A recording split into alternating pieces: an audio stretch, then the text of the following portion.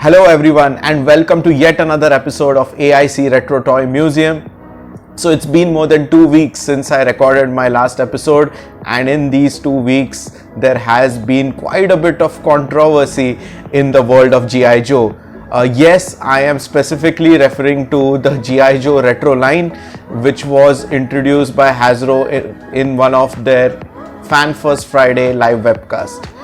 So I guess no YouTube channel related to G.I. Joe is complete if that YouTuber doesn't talk about his or her opinion about this retro line.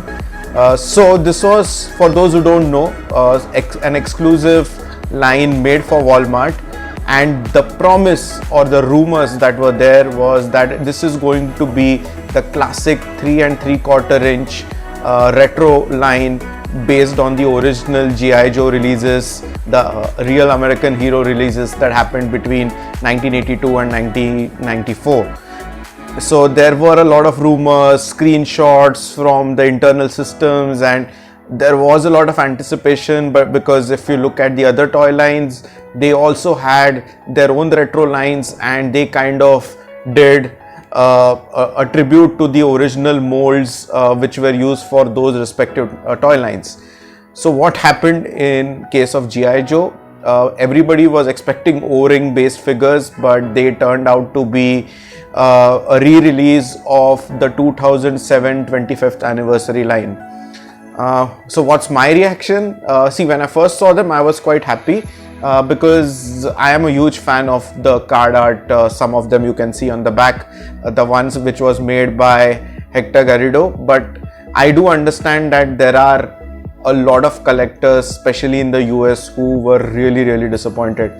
And I think the controversy or the entire disappointment could have easily been avoided. Probably Hasbro made a couple of strategic errors because of which probably this misunderstanding wouldn't have happened in the first place. The first misunderstanding that happened was because of the fact that they were referred to 3 3/4 inch figures. As soon as people heard that, they thought that this is going to be an O-ring figure, because technically the 25th anniversary figures were 4-inch figures. So I think that's error number 1. And error number 2 probably is the whole hype that was built up, and the fact that there were some really gaping errors, if I would say that. For example, the Snake Eyes figure, what was visible on the card art and what was visible inside the bubble, the two figures are different. So obviously some people reacted and said that if this is going to be the level of attention to detail where what's there on the card art and what's there inside the bubble is not going to match, then why are we even buying it from Hasbro? We are well off buying it from eBay and all other sellers who are anyway selling recarded versions or original MOC figures and so on and so forth. What added insult to injury was that these figures got sold out in record time when the pre-order links were available, and some of them started coming up on websites like eBay at exorbitant prices, and people were actually seen bidding and paying for those prices.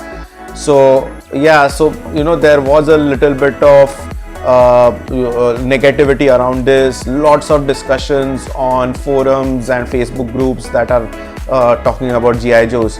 So if somebody asks me my take, when I saw the packages, I really saw the card art first and then the figures. So my first reaction was I love them, because I'm not that big into collecting G.I. Joes yet.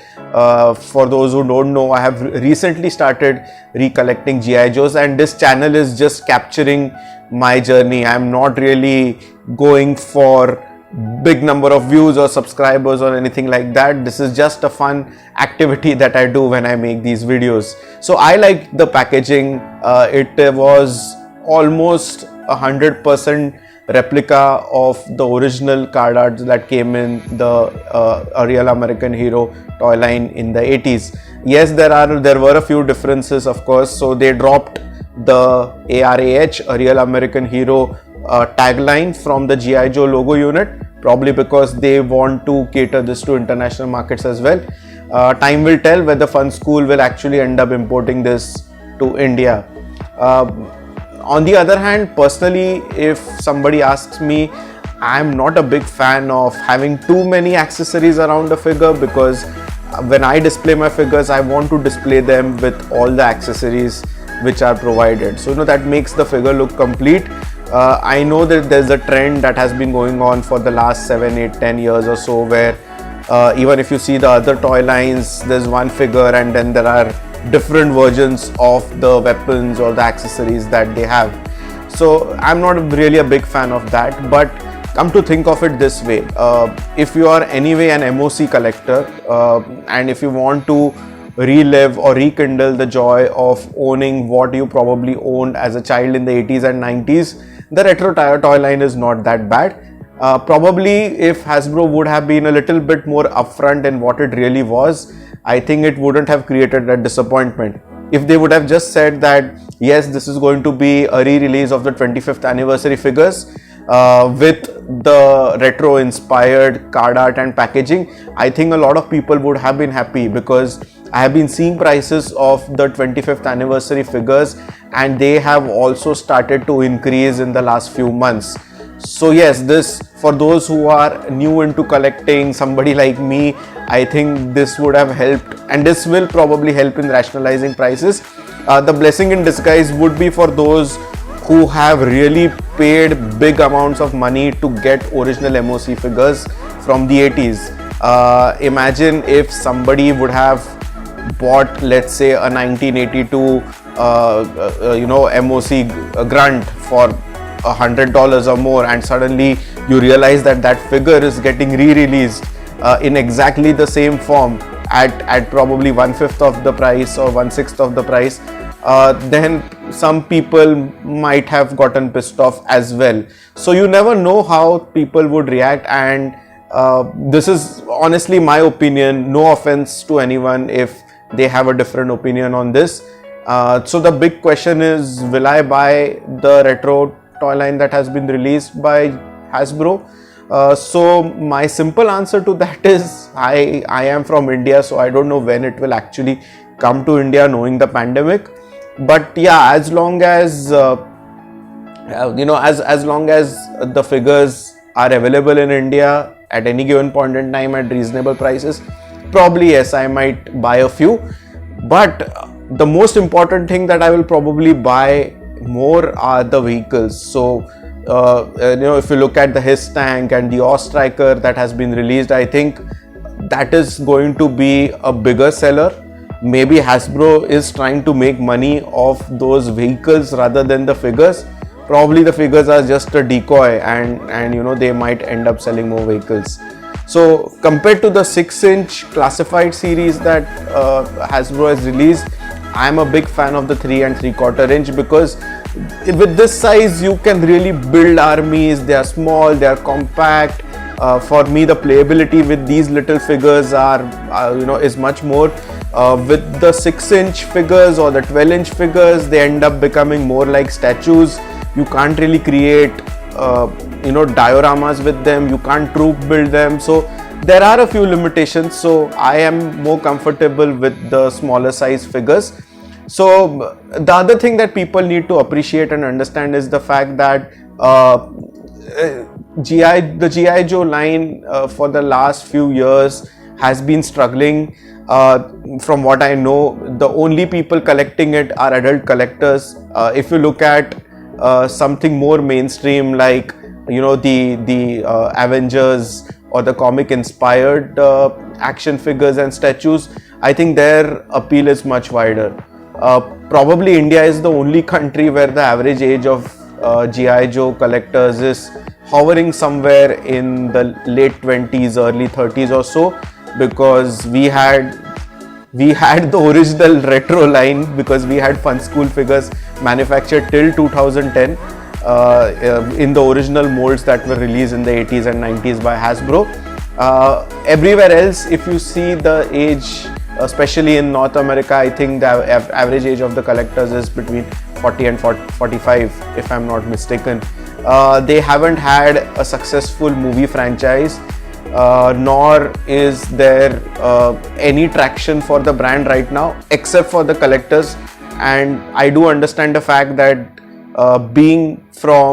professionally being from a field where I am involved in some kind of product development and marketing, if these kind of products don't become successful amongst the mainstream buyers of toys, be it children or teenagers, it is very difficult to sustain this kind of a line. So some might say that Hasbro is trying to milk the fan base by just re-releasing the same figures again and again, but till Hasbro doesn't get that shot in the arm, it is going to be very difficult for the bosses there to put serious money behind this.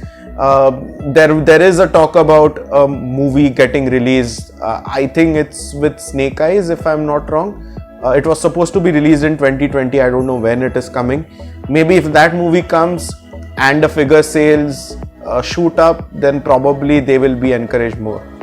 The other controversy that also happened, which I just spoke about, was the figures getting sold out in very quick time. I think that's good and bad. Obviously, people who want to scalp on those figures, where they are buying it quickly through the online pre-orders and then trying to resell them at exorbitant prices, those guys are going to have a good time.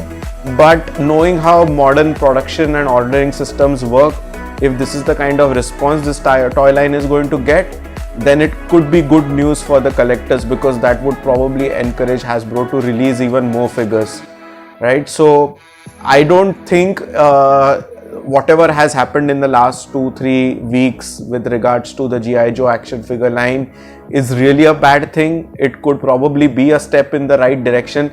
I'm not even going to spend time talking about the other controversy that happened with the Target exclusive 6-inch classified series that was released.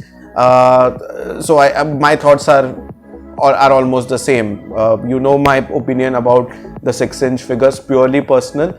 And as long as the figures sell, I think Hasbro and the people who are working on the G.I. Joe line will get more encouragement to release interesting figures and vehicles in that line.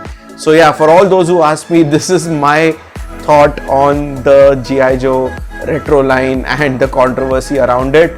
I hope you liked the video. If you did like the video, would be great if you hit the like button, drop in a comment, or even share and subscribe to it. You can also follow me on Instagram. My Instagram ID is AIC RTM. I do post a lot of pics from my collection over there. And so till then, see you in the other episode. Take care of yourself and your loved ones. Goodbye.